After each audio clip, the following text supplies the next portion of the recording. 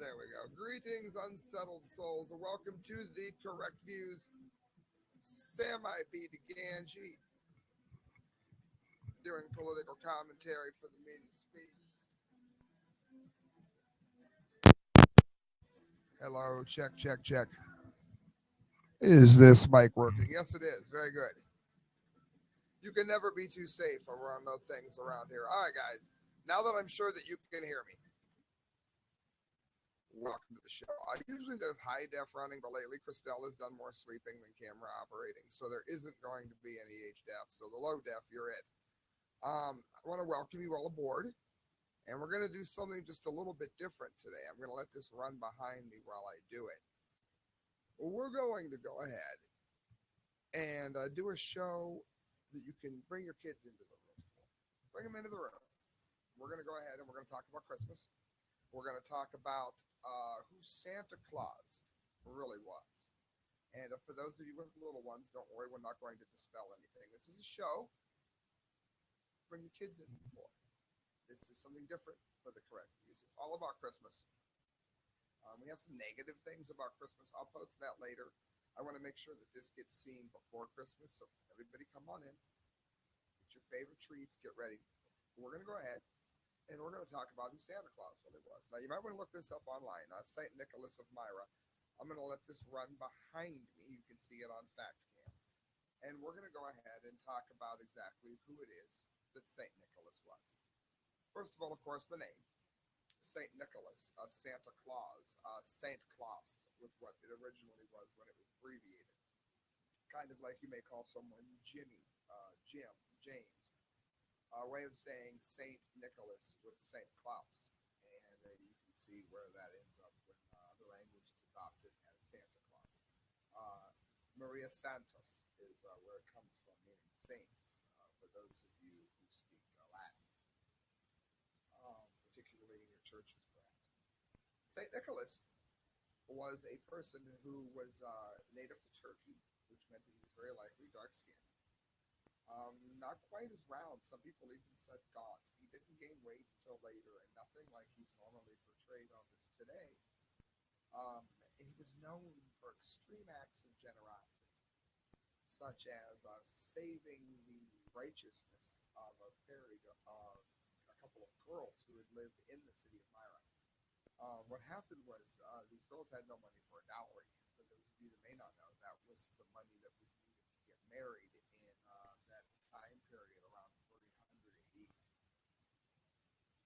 If you didn't have that money, then you were forced into a life of slavery and unchaste behavior.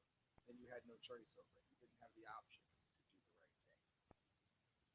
So what St. Nicholas did was he took his own gold and threw it in the window anonymously. And the people that lived there didn't know who did it. He simply knew that he didn't have to sell his daughters into slavery. He had two other daughters, and this act was repeated a number of years later. One of the things that made him a saint was, in order to be a saint, you have to have had a few confirmed miracles happen. When he was born, there were certain days that he would eat. That had been confirmed. The most stunning miracle that he did, or perhaps anyone has done, and it's important to note that this miracle was documented, that it was witnessed. Imagine if someone said they went down to the local restaurant near your house, let's say McDonald's. They went to McDonald's and they brought somebody back from the dead. Well, that person was lying. It would be rather easy to prove it because a number of people would say, no, I was there. That didn't happen at all. It's very hard, particularly in the days before the internet, which we're talking about here.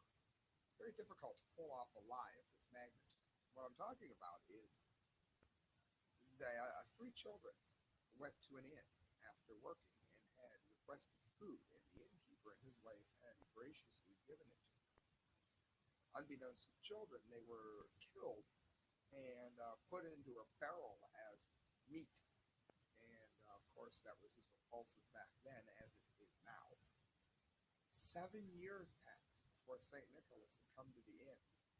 And he was moved in the spirit to ask about he wanted meat from the very barrel that the children had been uh, put in.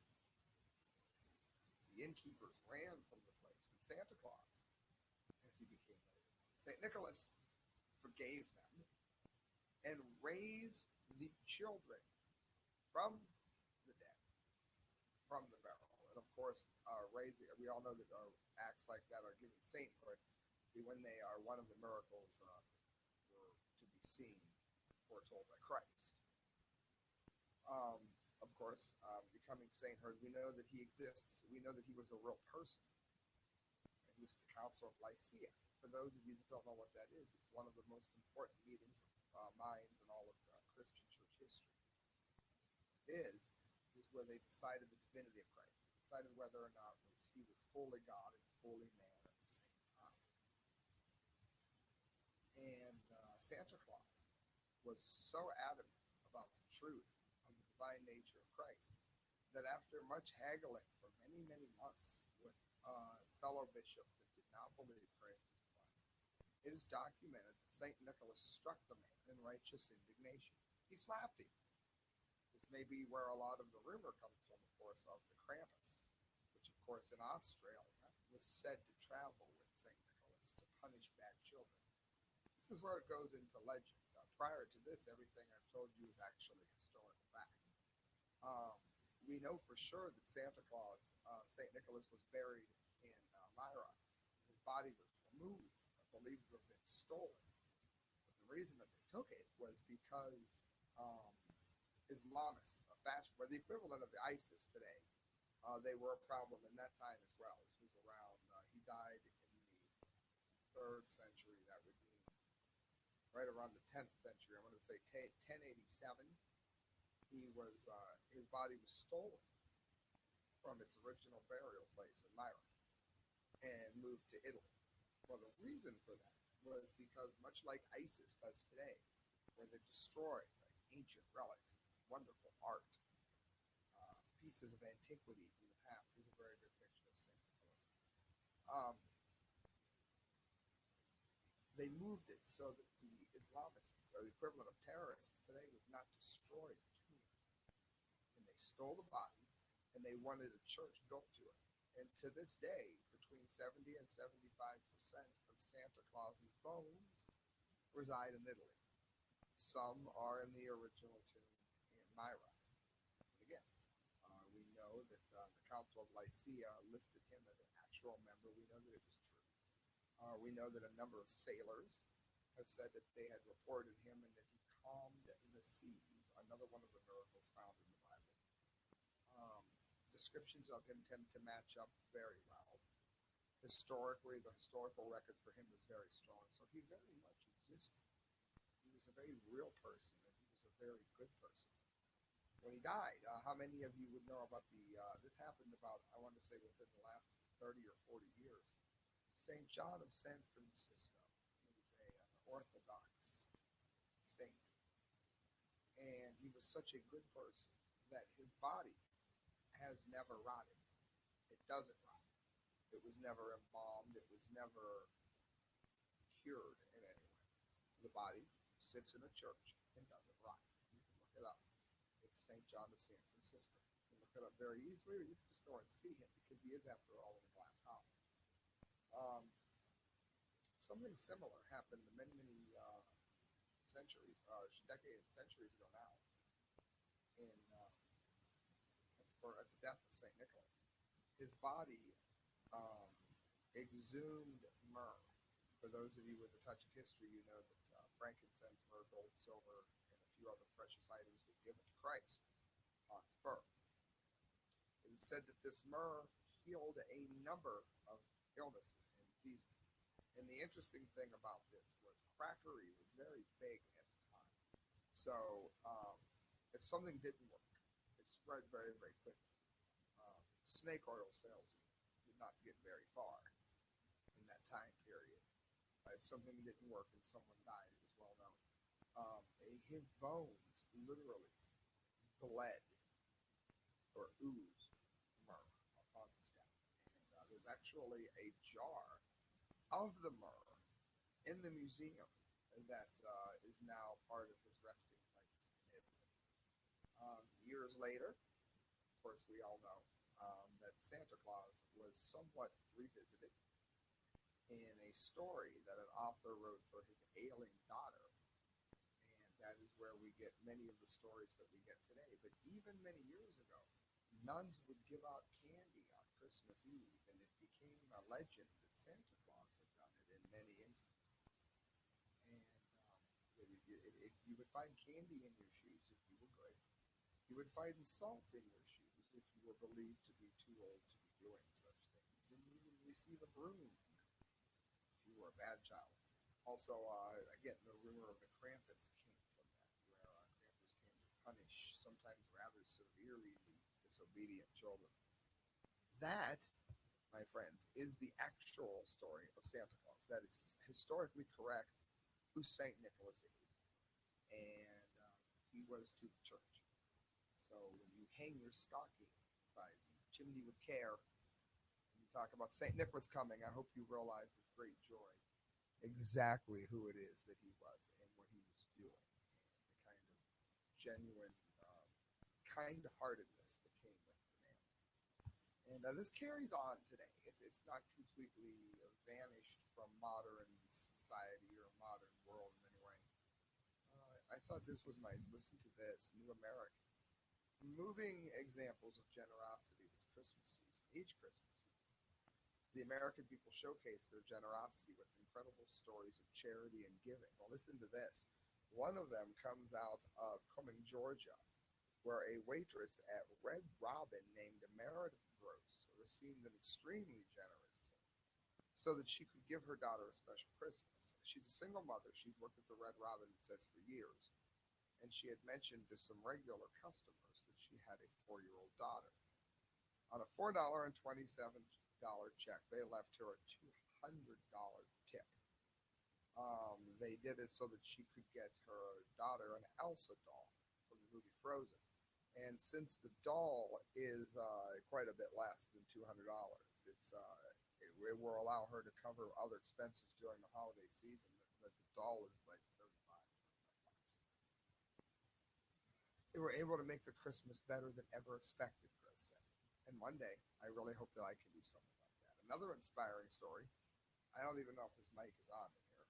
Another inspiring story comes from Grand Junction, Colorado, where pop music icon Taylor Swift, her music is terrible, but this is awesome, surprised a young cancer patient with an early Christmas present by carving out some time from her schedule for a December 19th visit.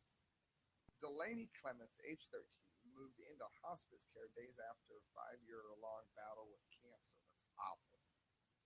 Usually when you go to hospice, oftentimes, usually you don't get out.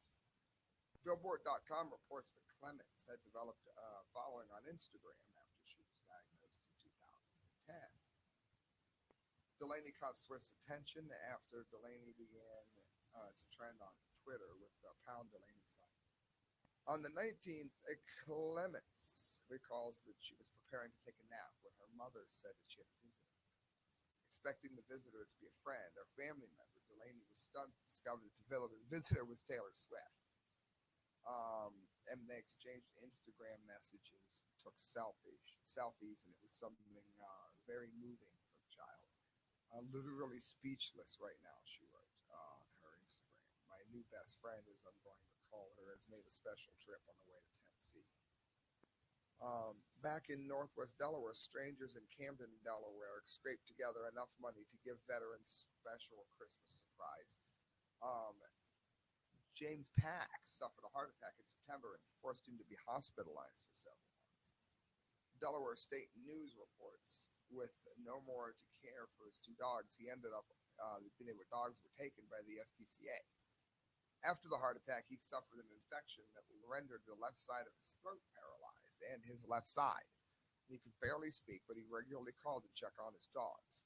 When he found out it was going to cost him $210 to get them out when he got out early this month in December, he said he was going to sell his car. The people there raised the money to get his dogs out so that when he came back, I hope he didn't sell his car. He didn't need to give them the check. They gave him personalized dog biscuits, and they gave him they basically paid for everything the dog would need for quite some time. And you can see a video of him throwing his hands heavenward with great joy. More inspiration, Central PA, where an anonymous donor made Christmas a little brighter for struggling families. On December 14th, like 9 days ago, Secret Santa paid off $180,000 worth of layaway items at 2 different Pennsylvania Walmarts, one in Silver Springs Township and the other in Swatara, Pennsylvania.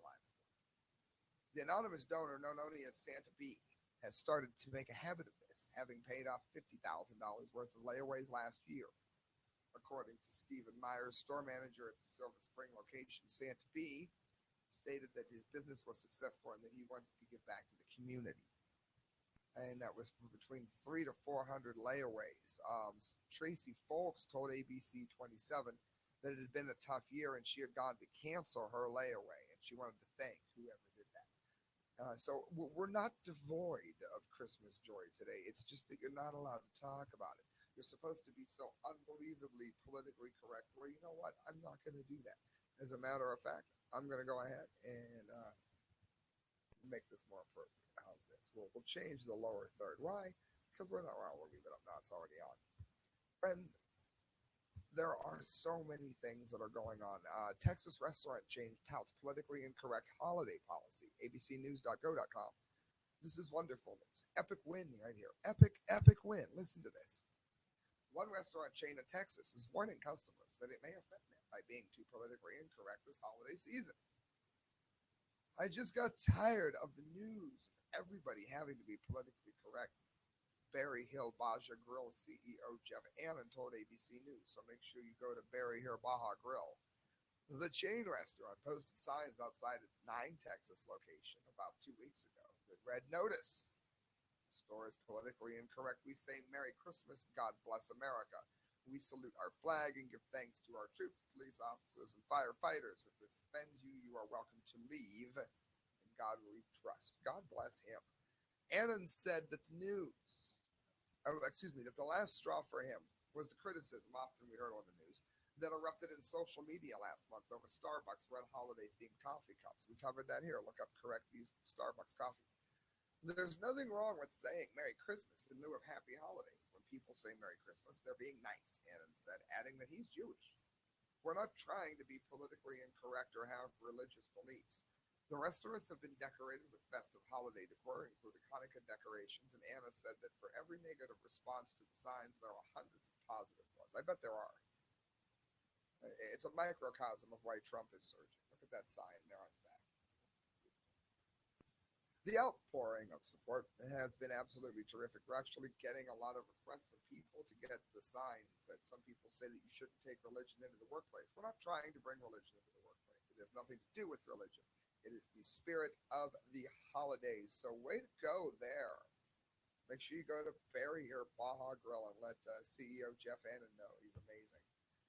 And friends, that does in fact bring us to the Dumdee of the day. The Dumdee of the day. Yes. If I still have anyone listening, again, I don't talk down to children. You notice the way I gave the Santa Claus report. I was tactful, but I don't talk down to children. Well, I'm also not going to pretend it's only children that play video games. I love video games.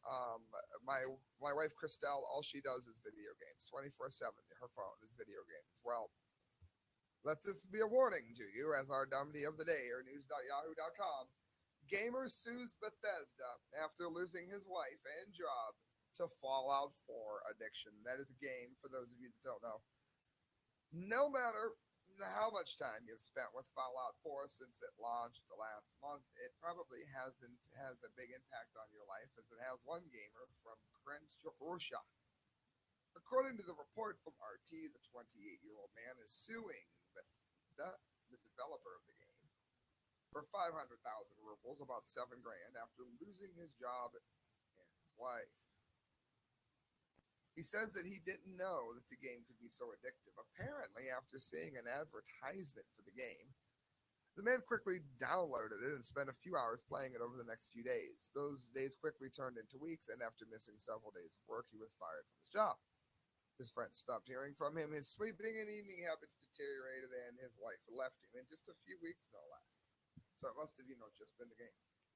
If I knew that this game could become so addictive, I would have become a lot more wary of it. I would not have bought it. I would not have left it until the holiday or until the New Year's, as the man said in the statement. Why don't you just shut the game off? It's real easy. Don't turn it on.